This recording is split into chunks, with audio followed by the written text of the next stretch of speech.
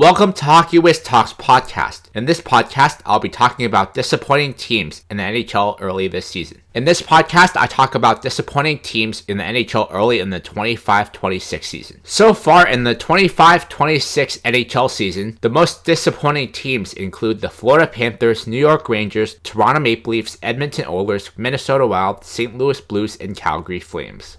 Entering the season, the Florida Panthers aimed to become the first team since the 1980s Islanders to win 3 straight cups, but the pressure might be backfiring. The Florida Panthers have stumbled out of the gate in the 25-26 season, facing mounting injuries, underperformance from key players, and the weight of chasing a historic three-peat. Matthew Tkachuk is sidelined for months, and Alexander Barkov is out the entire season. The team is feeling the toll of 3 consecutive Stanley Cup final appearances, with fatigue and depth issues surfacing. As of early November, the Panthers sit at 4-5-0 with a 1-4 road record and a negative goal differential, 22 goals for versus 28 against. Sam Bennett, a key playoff performer, has struggled mightily out of the gate, contributing little offensively despite high expectations. The team is languishing near the bottom of the Eastern Conference, a stark contrast to their championship pedigree. Analysts are questioning whether this is a step-back year, with the Panthers possibly needing to recalibrate. If they don't stabilize soon, they risk turning a dynasty bid into a cautionary tale of burnout and missed opportunity.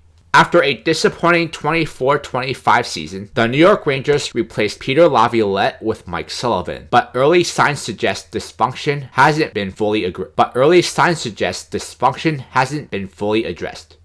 Despite a revamped roster, the team still lacks cohesion, raising concerns about whether this is a rebuild or a retooling year. The New York Rangers are off to a rocky start to the season, marked by home ice struggles, power play woes, and underused talent, making them one of the NHL's early disappointments. The Rangers are 0-4-1 at MSG, failing to win a single home game through October. After finishing 28th in power play efficiency last season, the Rangers are now converting at just 14.3%, a troubling trend that suggests systematic issues rather than one-off slump. For a franchise celebrating its 100th season, the pressure to turn things around is immense, and the clock is already ticking. The offseason sign and trade of Mitch Marner to Vegas has left a notable void for the Toronto Maple Leafs. Marner is thriving with the Golden Knights, while Toronto's new additions have yet to fill his shoes. The Leafs hope to pivot from the Core 4 era, but the transition has been very rocky, to say the least, with Austin Matthews off to a slow start and the team lacking offensive cohesion. The Toronto Maple Leafs are off to a frustratingly mediocre start to the season, with a 5-5-1 record, power play struggles, and key injuries derailing early optimism in the post-Marner era. Toronto's power play ranks 3rd worst in the NHL at just 12.1%, despite strong even strength scoring. The team is now relying on one player to salvage the man advantage, highlighting systematic issues in special team execution. Additionally, the Leafs have yet to win 3 straight games this season, a troubling sign for a team with high expectations. If they can't stabilize soon, the team could mark another chapter in Toronto's long history of unmet potential. And now a word from our sponsor. Check out my scouting blog at hockeywiz777scouting.com. Listen to my scouting blog podcast on podcasters.spotify.com/pod/show/hockeywiz777scouting. The Edmonton Oilers, after back-to-back Stanley Cup Finals appearances, the Edmonton Oilers were expected to contend again. Instead, they have opened the season with a 4-4-2 record, goaltending instability, and keep stars like McDavid and Draisaitl struggling to find their usual dominance. Early season losses include a 3-2 defeat to the Kraken and a frustrating OT loss to Vancouver, exposing defensive lapses and a lack of scoring depth. The Oilers are allowing 3.10 goals per game, a number that threatens their playoffs hope if not corrected. McDavid's discounted contract signaled optimism, but the team's lack of cohesion and inconsistent effort have fans and analysts questioning their identity. The Oilers are tied with Chicago for the final wildcard spot, a precarious position for a team with championship aspirations. The Oilers are battling regression, roster imbalance, and shaky net performance. despite having one of the league's most talented cores. If they don't stabilize soon, their dynasty bid could unravel before the playoffs even begin.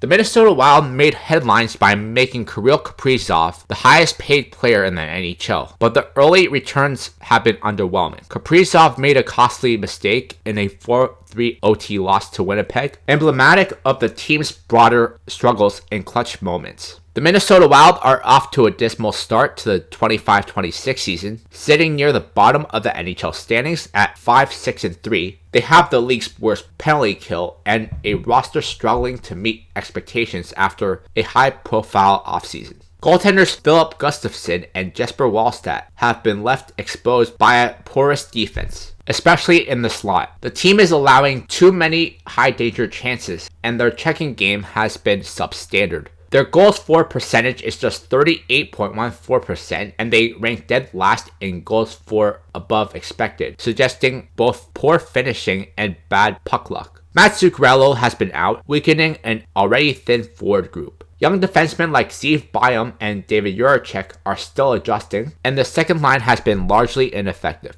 GM Bill Guerin is reportedly looking to upgrade the forward group, especially targeting a middle six winger to boost secondary scoring. The urgency suggests internal concerns that the season could spiral without immediate reinforcement. With playoff hopes already dimming, the pressure is on to salvage the season before it slips away entirely. The St. Louis Blues have committed over $95 million in payroll, with nearly $40 million tied up in 4 forwards, yet the production has lagged. While Jake Neighbors was a bright spot before the injury, the team's stars have underdeveloped. The team's stars like Robert Thomas and Jordan Kyrou have underperformed, creating a stark contrast between cost and output. The St. Louis Blues are off to a rough start to the 25-26 season, plagued by defensive breakdowns, underperforming stars, and a roster failing to live up to its hefty payroll. The Blues ranked 31st in the NHL in goals against per game, allowing a staggering 4.40 goals per game, second worst only to San Jose. Head coach Jim Montgomery has been blunt, calling the defense ugly and shocking, citing the volume of grade A chances surrendered nightly. In all 6 regulation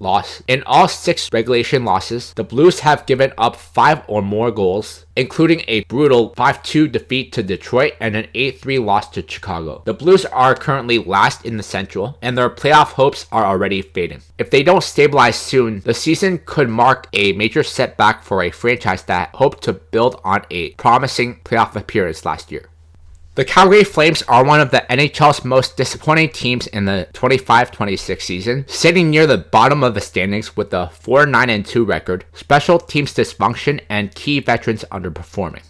The Flames began the season with an 8-game skid, going 1-7-1 before briefly stabilizing. Their offense has been inconsistent, playing low-event hockey and struggling to generate sustained pressure, converting just 3 of 20 chances since October 20th. They've also surrendered 2 shorthanded goals and led the league in shorthanded shots against. Mackenzie Weegar, who was expected to be an anchor on the defense, has been one of the league's biggest disappointments. Jonathan Huberdeau missed the first 5 games due to an injury and has started slow, though he's starting to show signs of life with 8 points in 10 games. Nazem Kadri was goalless in his first 8 games, though he's rebounded slightly with 11 points in 15 games.